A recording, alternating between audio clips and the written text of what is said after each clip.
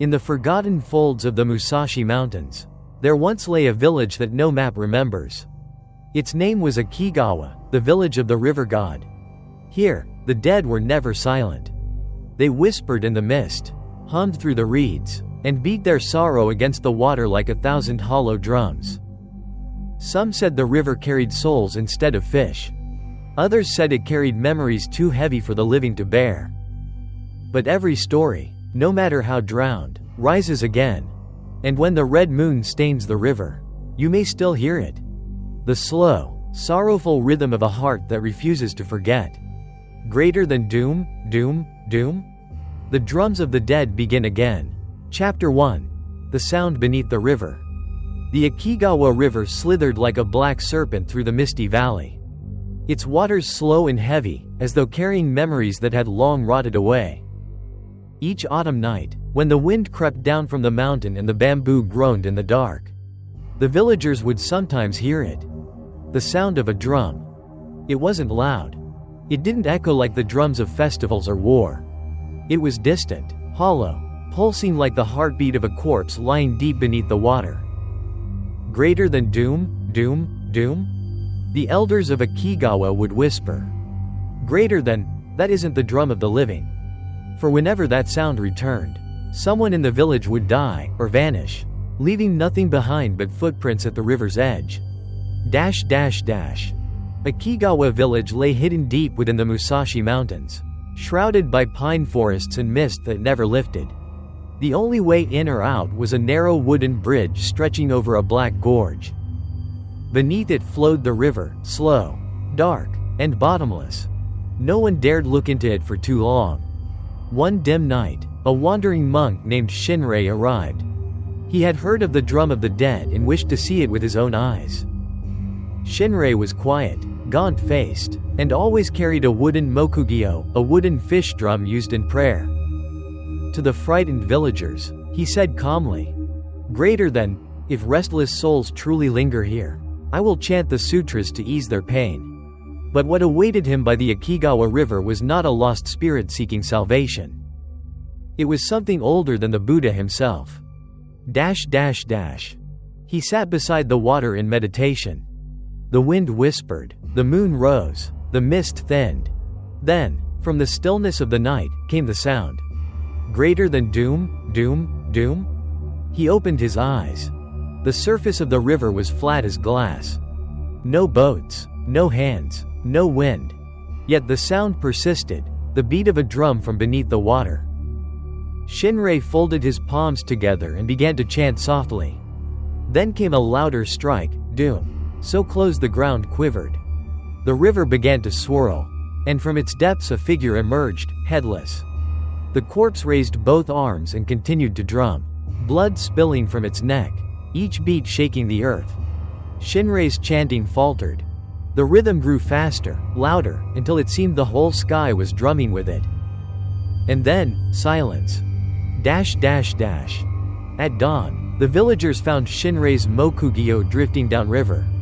The wood had turned completely black, and carved onto its surface, in frantic, trembling strokes, were the words, "Greater than, do not beat the drum beneath the red moon." Shinrei was never seen again. But from that night onward, whenever the full moon rose, the villagers would hear the drum of the dead. A sound like a warning, or a prayer, echoing from the depths of the Akigawa River. Chapter 2. The Last Drum Maiden. That autumn, clouds smothered the valley and the sun vanished behind ridges of ancient pines. In Akigawa Village, the cries of hungry children mingled with the sound of wind scraping across broken roofs. 3 years of famine. The rice was gone, the fish in the river floated belly up, and the elders began to whisper of Akigawa no Kami, the river god who had once blessed the land but now cursed it. The village head, Takahara Denzo, was the only man bold, or desperate, enough to speak of reviving the forbidden drum ritual. That rite, sealed a century ago, was said to awaken the river god to grant rain. Yet legend told that the last time the drum was beaten, an entire generation perished. One night, Denzo gathered the remaining elders before the hearth. His voice rasped like burning cedar. Greater than, if the rain will not come, we will all die anyway. Better to give one life than lose them all. In the shadowed corner, a young girl listened, Hane, 16, daughter of a disgraced drummer from a long-banished family. Her eyes were dark and clear as the Akigawa's depths. At dawn the next day, the decree spread through the starving village. Greater than, on the night of the red moon, the ancient rite shall return. The drum maiden shall be Hane. No one dared protest. Hunger had already devoured their pity. When the red moon rose, it bled across the sky, staining the river crimson. The villagers gathered along the bank, kneeling before an old funeral drum, its hide dry and cracked. Hane appeared in a white kimono, her eyes blindfolded with a strip of scarlet cloth. Denzo raised his hand and chanted, "Greater than, when the seventh beat sounds, the river god will awaken. Let us pray for mercy." Hane knelt, trembling. Then she struck the drum. Greater than doom. The sound rolled across the mountains. The wind shifted, mist scattered. Greater than doom, doom? The river began to swell, glowing under the red moon. By the fourth beat, bubbles of blood surfaced and burst. At the sixth, shadows rose from the water, hundreds of faceless figures beating invisible drums in unison. Keep going, Denzo screamed. Just one more.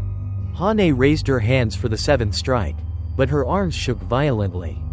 The final blow landed, doom, and the drum exploded. A spray of blood drenched her face. She fell backward, convulsing. Under the moonlight, her features dissolved, eyes, nose, mouth, erasing until her face was smooth and empty as polished bone. The river stilled. Silence followed. But every autumn, when the red moon returned, villagers swore they could hear a single drum beating upon the water. A lonely rhythm echoing the weeping of a girl without a face. Chapter 3. The Blood of the Betrayer. Long before the place was called Akigawa, it bore another name. Tsukumo no Sato, the village of 100 souls. Old scrolls from the Kannon Temple on the northern ridge tell that the river god, Akigawa no Kami, was once a mortal. A Heian-era warlord named Morihisa Akigawa who gave his life defending the villagers from northern invaders. He died standing in the river, his armor split, his blood feeding the current. The enemy fled, and the people hailed him as the redeemer of the waters. They built a shrine, offered prayers, and called him a god. But his body would not decay. 3 months passed, his eyes still glimmered, unclosing. Fearing that such a death could only breed a curse, the village chief, the ancestor of the Takahara line, ordered his head severed. The body sunk into the river, and a drum of mourning beaten to seal away his soul. Thus began the Akigawa drum rite, a blood-bound ceremony meant to suppress the spirit of the very man they had murdered. Whenever floods or sickness struck, they beat the drum again, believing it would pacify him, never realizing that every strike was a confession of guilt. Centuries passed. The curse sank into the soil, the river ran red in sunlight. Blind fish swam in its depths, and children of the valley were born marked, some eyeless, some tongueless, as if Akigawa no Kami were reclaiming his body, piece by piece, through their flesh. When Hane was chosen to drum, the elders knew the truth. The blood of the Takahara still carried the sin of betrayal. But Denzo clung to faith and sacrifice. Greater than, if one life can save the rest, he said. Let the river take her.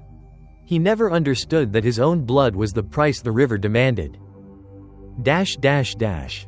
3 nights after the ritual, they found Denzo's corpse on the riverbank. He lay on his back, pale as wax, eyes wide open. On his chest was a perfect red circle, the mark of a drum pressed deep into his flesh. No wound, no blood. Yet when they lifted his body to the coffin, a faint sound pulsed from within. Greater than doom, doom? The villagers buried him quickly, terrified. But after that day, no one spoke to the Takahara descendants again. Their name became a curse, the blood of the betrayer. And still, when the harvest moon rose, the river echoed with drums. A god's relentless heartbeat, demanding the return of every drop of blood that had betrayed him. Chapter 4. The Wandering Monk and the Bell of Prayers. Autumn, 3rd year of the Koi era. The road to Akigawa lay buried beneath a sea of red maple leaves. So thick the wheels of a cart barely touched the earth. From within the mist came the faint, steady chime of a bell. Ting, ting, ting. Each note cut through the silence like a blade of light through smoke. The bell belonged to a blind monk named Genun, a wandering ascetic said to hear the voices of spirits. He had crossed villages swallowed by plague, prayed over bones buried alive in mountains, and now, he dreamed of a drum beneath the river. For 3 nights, the same dream visited him. A faceless girl beat a drum upon a river of blood. Each strike was a plea for release. On the 4th morning, Genun left the Kannon temple with only his bell, a bamboo staff, and a scroll of sutras faded by age. By the time he reached the entrance of Akigawa, dusk had fallen. The village lay in ruins, silent, emptied, not even the cry of a crow. An old man sat on a stone step, blind eyes pale like smoke. "Greater than, master," the old man croaked. "Why have you come here? This is no longer a place of the living." Genun bowed. "Greater than, I have heard a drum in my dreams. Perhaps souls here are still waiting to be delivered." The old man laughed, half sobbing. "Greater than, a drum. Yes, but it calls not to Buddhas. It calls the dead. When the red moon rises, we hear it inside our skulls, until our hearts stop beating." Genun lifted his bell. Ting, ting. The sound floated into the pines, soft as prayer. But when the echoes died, another note answered from beneath the earth. "Greater than doom." Genun froze. The bell in his hand trembled as though afraid. He knew at once, this place was not haunted, it was bound. That night he took shelter in an abandoned shrine by the river. Through the broken roof, moonlight spilled across a decaying altar where a torn drum hung by a single thread. When he reached out to touch it, a chill seeped through his bones. A whisper filled his mind, soft, trembling, feminine. "Greater than, I don't want to drum anymore. They blindfolded me, forced me. Please, give me back my face." Genun gasped and drew his hand back. The drum beneath his palm was wet. Not with water, but with fresh blood. At dawn he stood by the river.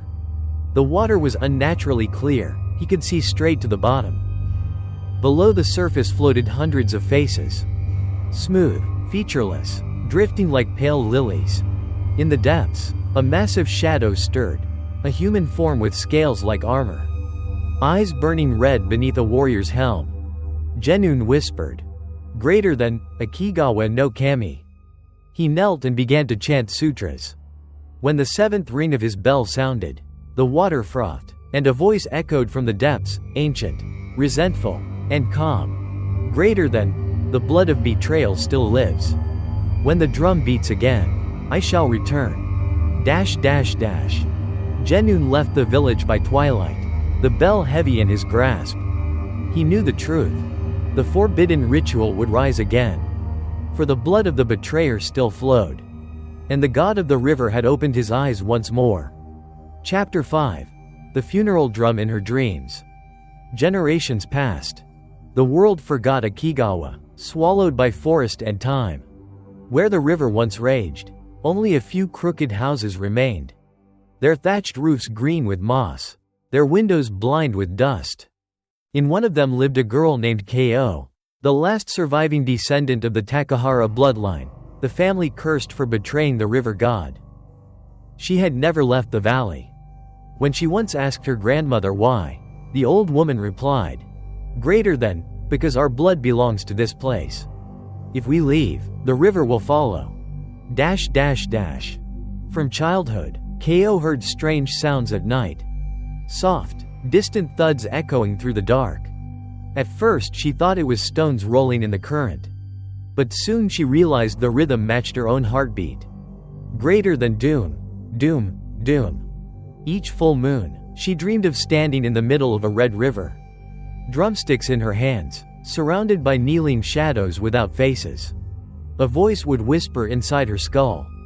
Greater than, you carry the blood of betrayal. Finish the ritual. She always awoke drenched in sweat. And the old drum hanging on the wall of her home would tremble on its own. Its cracked skin breathing like a living thing. Her blind grandmother would call softly from the corner. Greater than, you heard it again, didn't you? Yes, Ko whispered, it knows my name. The old woman was silent for a long while. Then said in a voice thin as paper. Greater than, you are the last. When the drum sounds again, it will end or begin. The next day, Ko walked to the abandoned shrine by the river. The place where the faceless maiden was said to linger. The altar was half buried in vines. The wooden floor slick with decades of rot. On the wall behind the altar were carved words, ancient and shallow. Greater than, the blood of betrayal will dry at last. When the final descendant strikes the seventh beat, the god shall be freed. Beneath the altar, Ko found a small black box. Inside lay 2 drumsticks, carved with the name Hane. As her fingers brushed them, the tips cut her skin. And through the blood, she heard a woman's voice hum softly beside her ear. Greater than, when the red moon rises, I will borrow your hands. For the final rhythm. That night, the moon was full and heavy. Ko sat on the wooden floor of her home.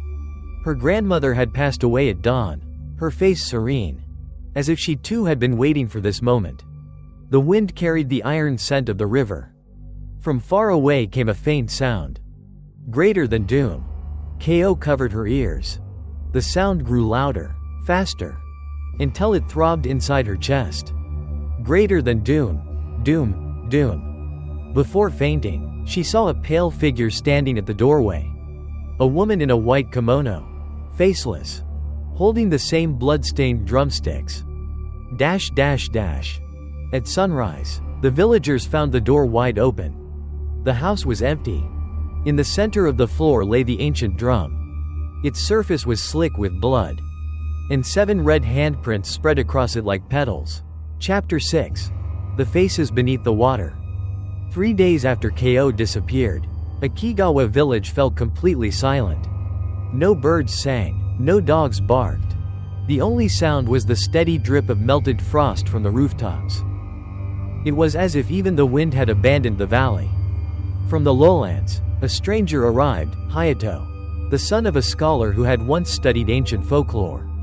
30 years ago, his father had vanished in this very place. The only thing he left behind was a torn journal, a single sentence scribbled in its final page. Greater than, when the river no longer reflects your face. It means the god has opened his eyes. Hayato came searching for that meaning.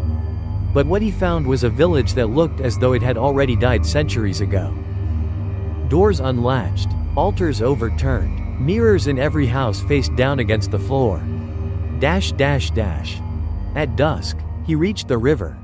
The fog hung heavy like a living thing. The water was so still it looked like glass. He knelt, reaching to wash his hands, and froze. There was no reflection, only darkness. Then, as he leaned closer, he saw shapes beneath the surface. Hundreds, thousands of faces drifting slowly past one another. Smooth and pale. Mouthless, eyeless, like masks made of skin. One of them turned upward. It had his own face. Only, without a mouth. Greater than doom, doom, doom? The sound rose from beneath the water. Each beat rippling through the current, through his bones. And in a whisper softer than breath, the faces began to chant together. Greater than, finish the 7th beat, the blood has not yet stopped. Hayato staggered backward, tripping on the wet sand. From the water, a woman's hand emerged. Pale, long-fingered, clutching a drumstick streaked with blood. Around her wrist was a strip of red cloth. He knew her at once, Hane, the first drum maiden. That night, he took shelter in the abandoned Takahara house. Inside, he found a painting hanging crooked on the wall. A girl playing the drum beside the river. Villagers kneeling all around her. Every face in the painting had been scratched away. Under the flickering candlelight, faint writing appeared in the corner. Greater than, the god does not wish to be worshipped. He only wishes to be remembered. A sudden sound broke the silence, a low, steady thrum.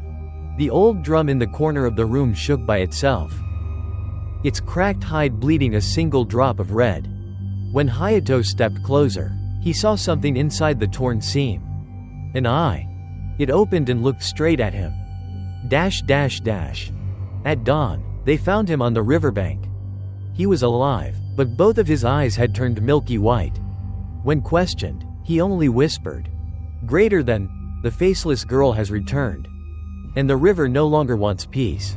Chapter 7. The Drum Beneath the Blood Moon. That night, after 17 years, the red moon rose again. It hung low and swollen, heavy as a heart, staining the valley in a deep bruise-colored light. The air itself seemed to bleed. Akigawa lay silent. Down by the river, the current had stopped moving, the water trembled, alive with unseen breath. The 12 remaining villagers awoke at once, as though pulled from the same dream. None spoke. They simply sat upright and listened. Greater than doom, doom, doom. The sound did not come from outside. It came from within, their own chests. Each heartbeat matched the rhythm, slow and suffocating. An old woman clutched her breast and gasped. Greater than, he has awakened. Akigawa no Kami has opened his eyes. The river began to glow. The red moon's reflection flared like a burning wound, and from deep below came a single, mighty strike. The ground trembled. From the abandoned shrine, the ancient drum, long cracked and rotted, began to beat on its own. Every house shuddered to its rhythm, doors rattled, altars collapsed, and mirrors shattered to dust. The sound swelled until it became the only thing left in the world. Greater than doom, doom, doom, doom, doom, doom. With each beat, something stirred beneath the soil. Hands, blackened, skeletal, broke through the dirt. Voices wept from the wells. The dead of Akigawa were rising, drawn to the rhythm that had once sealed them. The entire village pulsed like the inside of a living creature. The drum its heart, the people its veins. In the old Takahara house, the blood-stained drum still hung upon the wall. Beneath it sat a slender figure, legs folded, hair loose across her shoulders, a white kimono flowing like smoke. In her hands, a pair of crimson drumsticks. Where her face should have been, only a blank, smooth surface reflecting the red moonlight. KO, or what had once been her, struck the first beat. Then another. The sound rolled out like thunder. One by one, the living fell where they stood, blood streaming from their ears, their hearts bursting beneath the weight of that impossible rhythm. Down at the river, the blind wanderer Hayato heard the drum and screamed. He knelt on the shore, clutching his father's journal, and recited the final line written there. Greater than, when blood joins the rhythm, only a heart offered in mercy can break the circle of vengeance. He ran toward the shrine, toward the sound. But before he reached it, the earth split open. The river rose, no longer water but a body made of all who had drowned within it. From its core emerged a colossal figure clad in corroded armor, headless. Then whole again. Eyes of flame. The river god Akigawa no Kami reborn. He lifted the drum high, and the sky itself beat with him. The moon blazed red as if aflame. Then the seventh strike sounded, the rhythm of ending. When morning came, the river was still. The valley lay drowned. No houses, no voices, no village. Only the blood-colored water, and within its reflection, countless faces staring upward. None of them belonged to the living. Chapter 8. The Sound Within the Dead. Hayato awoke in a world of red light. Above him stretched no sky, only a river of blood, shimmering as if the moon had melted into it. The air trembled with a low hum, a sound that was neither near nor far, but constant, like breath inside his skull. He stood, feet sinking into something soft and cold. When he looked down, he saw he was standing on faces, hundreds of them. smooth and pale, floating beneath the surface. They drifted like lily pads, eyeless, mouthless, yet somehow watching. Each time he moved, the water answered with a faint, echoing beat. Greater than doom. He clutched his chest. The sound was not outside. It was coming from within him. Greater than doom, doom, doom? Each pulse pounded against his ribs, slow and deliberate, as though someone inside was beating a drum, trying to break free. Dash dash dash. He stumbled through the fog until he saw a dim light ahead.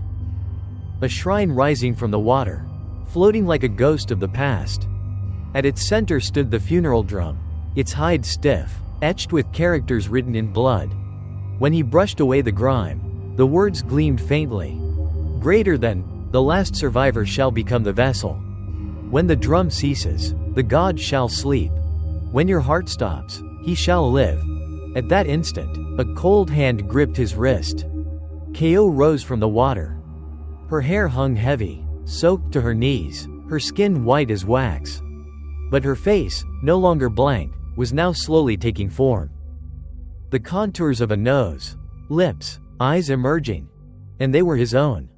Her voice entered his mind, not through her mouth but directly through his pulse. Greater than, do you hear it? The drum within your chest. It is the heart of the river god. If you wish for peace, let it stop. Dash dash dash.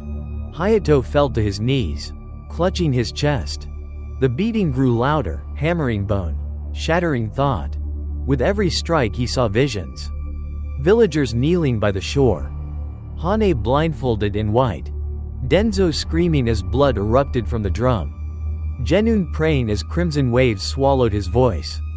The god without a head, rising once more beneath a red moon. Then the voice came again, deeper, resonant, endless. Greater than, you bear the blood of betrayal. Yet you alone can end it. You will be the drum. Or you will be silence. Dash dash dash. Hayato gasped for air. Ko stepped closer, her palm cold as the river, pressing against his heart. For a moment, the rhythm faltered, then resumed. Two heartbeats merged into one. Greater than doom, doom, doom? It was no longer pain but something gentler.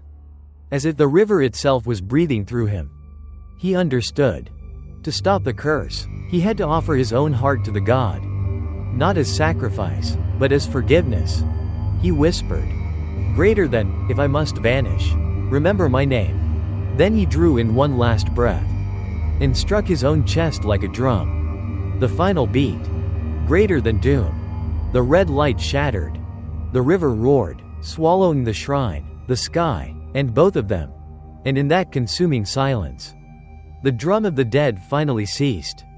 Dash dash dash. When dawn came, the river was calm again. The valley lay beneath a clear blue sky. Where Akigawa once flowed, there was now a tranquil lake. Floating at its center was a single drum. Its surface dry. Its sound forever gone. Yet when the wind passed over it, it whispered faintly.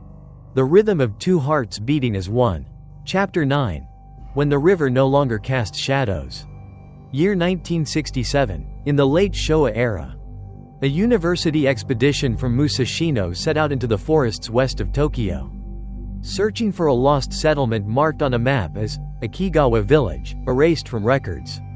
Meiji Year 7. Under the canopy of black pines, the Akigawa River still flowed, sluggish, dark, and impossibly old. None of the researchers knew they were walking upon unburied sin. Dash dash dash. The team was led by Professor Nakahara, a man obsessed with Japan's vanished villages. He carried old scrolls, fragments of folklore, and a brittle copy of the Chronicle of Genun, an account recovered from the ruined Kannon Temple. In the margins of the text, one line was written in faded ink. Greater than, when the river no longer reflects. It is not because of light. It is because the water remembers. That sentence haunted Nakahara. On the first night by the riverbank, unable to sleep, he knelt beside the black water and leaned over to look. No reflection met him. Only darkness. Then, behind him in the water's surface, a young woman in white, her face smooth and blank, stood watching. He turned. Nothing. When he looked back down, even his own reflection was gone. The next morning, they began excavating the eastern bank. Beneath layers of mud and stone, they found a ring of carved rocks surrounding a wooden object. Half buried. When they lifted it, they uncovered an ancient drum, split and fossilized, its rim still stained black. A student laughed and tapped the hollow shell. Greater than doom. The sound rolled through the valley, deep and unnatural. Everything went still. A flock of crows rose from the trees, circled once, and fell dead midair. That night, rain refused to fall. Yet the team heard the sound of dripping water outside their tents. Steady, rhythmic, familiar. Greater than doom, doom, doom? One of the students slipped away before dawn. When they searched for him, they found only a single trail of footprints leading to the river's edge. And beside it, a sentence drawn in something dark. Greater than, he remembers me now. By the third day, Professor Nakahara ordered the site abandoned. But that night, a red rain began to fall. He saw, in the center of the swollen river, a drum drifting in the current. And beside it, two figures standing hand in hand, slowly beating in unison. Greater than doom, doom, doom, doom? He dropped to his knees and scrawled a final note in his field journal. Hands trembling. Greater than, no shadows remain on this water. For this is not a river that reflects the living. It remembers the dead. When rescue teams arrived weeks later, the camp was empty. The journal was found half buried in silt. On the last page, a faded print shaped like a drum was pressed into the paper. Smudged red as though someone had tried to stamp a heartbeat upon it. Locals near Musashi still whisper. On misty autumn nights, when you bend to see your reflection in the Akigawa, if your face does not appear, leave at once. Before the drum beats the seventh time. Because when it does, the river will remember your name. Chapter 10. The Children Without Shadows. Hino Town, Western Tokyo, year 2024. 8 students from a high school folklore club decided to film a short documentary for their annual festival.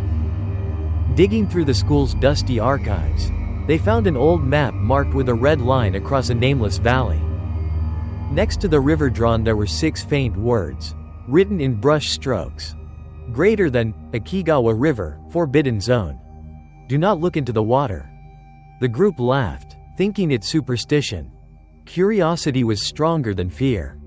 So, with cameras, drones, and energy drinks, they set out for the forgotten river.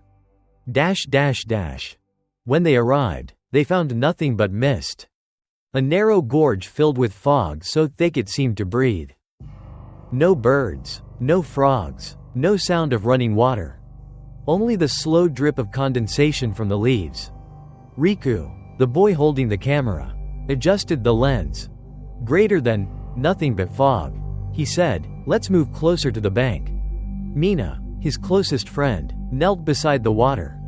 Greater than, look at this. She laughed, I can't see my face. Riku turned the camera toward her. The screen showed Mina's reflection clearly. But where Riku should have been standing next to her, there was only empty space. He frowned, tapping the viewfinder. Greater than, must be a glitch. He moved the camera again, and Mina's image flickered, then disappeared altogether. A faint sound rose through the mist. Soft, wet, distant. Greater than doom, doom, doom. 3 days later, Mina did not return to school. During roll call, her name was missing from the register. There was no photo of her in the yearbook, no desk where she had sat. Even her friends blinked when asked, as if the name Mina meant nothing to them. Only Riku remembered. He watched the footage again and again, desperate. In the video, he stood alone by the river, smiling toward someone who wasn't there. Behind him, the water shimmered with dozens of pale, featureless faces turning slowly toward the lens. That night, Riku dreamed of the river. He stood waist deep in the red water, surrounded by his classmates. Their faces smooth, empty, their hands drumming softly on the surface. In the center stood a girl in white, Mina, faceless but unmistakable. She touched her chest, and the sound filled the dream. Greater than doom, doom, doom? Then she lifted a single drumstick made of bone and pointed it at him. Greater than, your turn, said a voice that came from everywhere at once. He woke up gasping. But the rhythm remained inside his chest, slow and steady. Greater than doom, doom, doom? Dash dash dash. At dawn, Riku walked back to the river. Witnesses later said he looked calm, almost peaceful. He set up his camera, pointed it at the water, and whispered, "Greater than, Mina, I see you now." Then came one final beat. Greater than doom. The camera fell. The recording ended. Dash dash dash.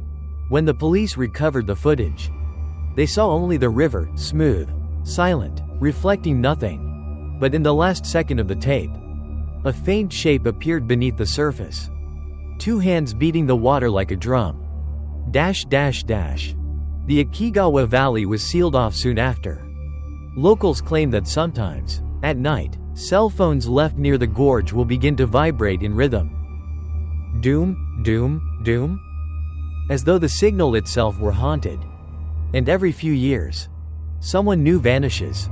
Not into the river, but out of memory. No shadow. No name. Only the sound of the drum that no one admits to hearing. Chapter 11. The Echo of the Prayer Bell. The Kannon Temple stood upon the northern ridge of Musashi, its roof blackened by centuries of rain. When the autumn wind crossed the valley, the great bronze bell hanging at its gate would ring by itself. Softly, slowly. Greater than boong, boong. Its echo rolling down to the river below. Villagers called it the Bell of Wandering Souls, for it was said to toll whenever another body floated down the Akigawa. But the monks whispered otherwise. They said the bell did not call for the dead. It answered them. Dash dash dash. At dawn one misty morning, the temple's abbot, Ryoko, was reciting sutras in the main hall. Old, blind, and frail, his voice still carried the rhythm of faith. Yet amid the chants, a foreign sound rose from the silence. A deep, distant doom, trembling through the floorboards. He stopped. The bell at the gate was motionless. Yet the sound continued, as if struck by an invisible hand. Greater than doom, doom, doom? With each pulse, his heart seized painfully in his chest. And from within that sound came a whisper. Like breath through water. Greater than, the sutra is unfinished. The drum has not stopped. Ryoko clutched his robe, realizing the echo came not from the bell, but from his own heart. Dash dash dash. That night, he entered the temple's sealed library. Among shelves of rotting scrolls, he found one wrapped in red cloth. The final writings of Genun, the wandering monk who had vanished long ago. The scroll was half dissolved by moisture. But one passage remained clear, written in ink dark as blood. Greater than, I heard the drum within the bell. When the prayer of the living joins the rhythm of the dead, the gate between worlds will open. Ryoko trembled. The ancient curse had not been broken at all. It had merely changed form. The drum had become the bell. And the monks, unknowingly, had kept the rhythm alive. Dash dash dash. At sunrise, Ryoko summoned his youngest disciple, Chika, a boy of 16. The child's eyes were always downcast, his voice barely more than a whisper. Greater than, did you hear the bell ring last night? The old monk asked. Chika hesitated. Greater than, yes, but it wasn't the bell, master. It was a drum. I dreamed the river overflowed and flooded the temple. A woman without a face was standing inside, striking the bell, and it bled. Ryoko froze. He knew then that the sound from Akigawa had reached even this sacred ground. If the ritual had truly awakened again, the river's spirit would soon come to claim the bell's final note. Dash dash dash. That evening, beneath a rising moon, Ryoko and Chika knelt before the bell and began to chant together. Their voices wove through the air. Greater than, Namu Dai Bai Kanzan Bosatsu. But between each breath came another sound. Low, growing, perfectly in time. Greater than doom, doom, doom. The bell began to tremble. Blood seeped from its bronze mouth, trickling down to form a pattern like a drum upon the stone floor. Chika's lips quivered. Greater than, Master, she's outside. Through the open gate, they saw her. Ko, dressed in white, her long hair dripping, her skin shining in the moonlight. Her face was blank as ever. And yet she smiled as she stepped across the threshold. The bell rang once more, on its own, and shattered, exploding into 1,000 crimson shards. Dash dash dash. Ryoko fell, blood streaming from his ears. As the world dimmed, he heard a final voice. Not from Ko, but from the depths of the earth itself. Greater than, when the bell becomes the drum. No prayer can deliver the living. Since that night, no one has heard the bell of Kannon Temple again. Yet when the wind crawls through the valley on nights of the red moon, a faint, warped sound drifts down the mountain. Half bell, half drum. The heartbeat of souls that will never rest. Chapter 12. The Blood Script on the Cliff. Winter, 1 year after the fall of Kannon Temple. A lone mountaineer named Sutaro wandered through the silent ridges of Musashi, searching for traces of the erased villages. He was a collector of forgotten scripts, a reader of words carved into stone when memory still had weight. Snow blanketed the world in silence. Below him, the Akigawa River lay frozen, its surface a field of fractured mirrors reflecting no sky. The locals had warned him of a place they called the Breathing Cliff.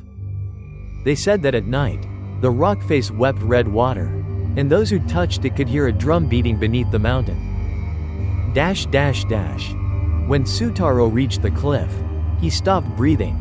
It rose higher than the trees, smooth as glass, carved from ancient stone. And on its surface, under the ice and moss, he saw hundreds of characters. Some etched deep, some barely visible, some written not with ink but with blood turned black by time. He began to trace them with trembling fingers, copying the inscriptions into his notebook. But as he read, the air grew thick, and the wind carried whispers like sighs. The first line was shaky, written by a dying hand. Greater than, we killed the one who saved us. The god did not curse us. We cursed ourselves. When the water runs red, remember his name. Below that, carved deeper into the stone. Greater than, Takahara Morihisa, Lord of the River. Worshipped as a god. Slain as a man. I ask no shrine. Only a grave. Sutaro's heart stilled. He recognized the name, Morihisa Akigawa. The same written in Genun's chronicles. So the truth was this. The river god was never a demon. He was a betrayed protector. Dash dash dash. Further down, the words turned desperate, cut deep and fast, as if the writer had carved them with a shaking blade. Greater than, the drum was not made to call the god, but to beg forgiveness. They beat it until their hands bled, hoping the sound would drown their guilt. Every strike was a confession. Beneath those lines was a handprint, pressed into the stone, still dark and wet, as if the blood had never dried. From the cracks in the rock seeped a faint crimson glimmer, smelling of iron and salt. When Sutaro stepped back, sunlight touched the cliff, and more words revealed themselves, faint but legible. Greater than, when men cease to pray, the drum will fall silent. When they remember me as a man, the river will rest. Dash dash dash. Sutaro knelt. He understood at last. The curse of Akigawa was not vengeance. It was memory twisted by shame. The god had never demanded sacrifice. He had only waited to be forgiven. He pressed his forehead to the stone and whispered the only prayer he knew. At that moment, the mountain trembled softly, and from deep beneath him came one final note. Not of rage, but of release. Greater than doom. No echo followed. The blood on the rock dried to dust. The air grew calm. The drum, for the first time in centuries, had fallen silent. As Sutaro descended the mountain, the snow stopped. The frozen river below began to melt, revealing, for the first time in living memory, a clear reflection of the sky and of the man standing upon its shore. He looked into the water and saw his own face smiling back. The river, at last, remembered the living. Chapter 13. The Last Keeper of the River. After Sutaro's discovery, word spread that the curse of Akigawa had ended.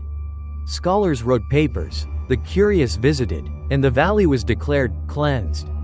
But those who lived nearby knew the truth. They said that as long as the water remained still, someone was watching over it. They called him the last keeper of the river. 10 years later, spring returned to Musashi. Cherry blossoms scattered like falling ash. From the rebuilt Kannon Temple, a young monk named Eiji was sent to the Akigawa Valley. His mission? To rebuild a small shrine and pray for the restless souls of the past. Before leaving, the abbot told him, "Greater than, you will find no demons there. Only silence. But remember, silence has its guardians." Eiji bowed deeply and carried with him a bell, a few sutras, and an old notebook, the same one that Sutaro had left behind. On the last page, written in faint ink, was a line, "Greater than, if you hear the drum and still see your reflection, you have been chosen." The first night by the river was calm. No wind, no insects, no ripples. The water gleamed silver beneath the moon, perfect as a mirror. Eiji sat cross-legged on the bank, reciting sutras, letting the sound of his own voice dissolve into the night. When he opened his eyes, he looked into the river and saw his reflection. But something was wrong. The eyes staring back were not his. They were older, deeper, filled with endless fatigue. The eyes of one who had watched too long. Then a voice rose from the water, as gentle as the current itself. "Greater than, you are the last who still believes. Stay here, and let the river forget its hunger." Eiji lowered his head. "Greater than, if my staying brings peace, I will remain." The river stirred. From beneath its glassy surface floated up a drumstick made of bone, smooth and white. He reached out, and the moment his fingers closed around it, the water glowed faintly red. A single sound rolled through the valley, soft, final. Greater than doom. The light faded. When morning came, only a stone statue stood on the riverbank. A monk kneeling, hands folded, head bowed. At his feet rested a drum, cracked and silent. From that day forward, the Akigawa River never stirred again. Each autumn, the villagers left flowers by the shore. They said that beneath the water, the monk still sat in silence, watching over the gods' eternal sleep. And when fog rose thick across the valley, those who listened carefully could hear a whisper, carried by the wind. "Greater than, the drum is silent now, but hearts still beat." Chapter 14. The Memory of Water. Time flowed like mist dissolving on the mountain. The name Akigawa faded from every map. Where a cursed village once stood, there now stretched a quiet lake. A mirror of still water the locals called Tranquil Moon Lake, Shizuki no Ko.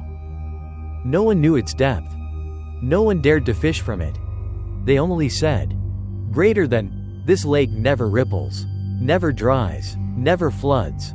Yet when flowers are placed upon it, they drift in slow circles, as though dancing to a rhythm no ear can hear." One autumn afternoon, a little girl named Aya went foraging for mushrooms with her grandmother. While the old woman prayed by the forest path, Aya wandered toward the lake's edge. The air was warm and silver. She knelt to look into the water and smiled. Her reflection was there, clear and bright. But behind her, in the water's surface, she saw another figure. A man in monk's robes, kneeling with hands clasped, serene, half-transparent. "Who are you?" she asked softly. The reflection's lips did not move.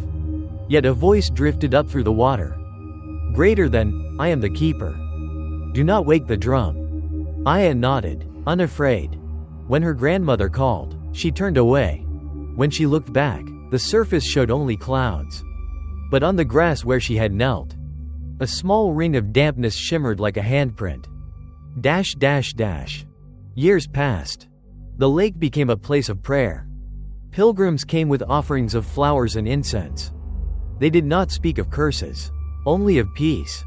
Yet on nights thick with mist, some claimed to hear faint vibrations on the air. Not drums, not bells, but something softer, the pulse of the earth beneath the water. The old people said, "Greater than water has no shape, but it remembers everything it has touched." One night, during the harvest moon, rain fell lightly over the lake. Then came a glow, gentle, rising from beneath the water. Shapes began to emerge within it, pale and fluid. Men, women, children, monks. The lost souls of Akigawa. At their center stood two figures, hand in hand, Ko and Hayato. They looked at one another, then turned toward the moon, and bowed. No sound, no sorrow, only release. The light faded. The surface stilled, shining silver. The moon above became a perfect white drum. Silent, eternal, unbroken. Even now, people say if you sit by tranquil Moon Lake in silence, close your eyes, and listen long enough, you will hear a distant heartbeat beneath the surface. Not of vengeance or grief, but of memory itself. The water hums softly, like breath, telling again the story of those who once learned how to rest. Chapter 15. When the drum falls silent, the river still sings. Autumn night. The moon hung whole in silver above tranquil Moon Lake, its light spilling like milk across the still water. No wind, no drum, no sound, only the faint murmur of ripples. A whisper, or perhaps a song too old for words. Where the village of Akigawa once stood, the forest had reclaimed everything. Grass grew over fallen stones. Trees wrapped their roots around forgotten shrines. Only one thing remained. A smooth, round stone at the river's bend, carved with a single line of worn text.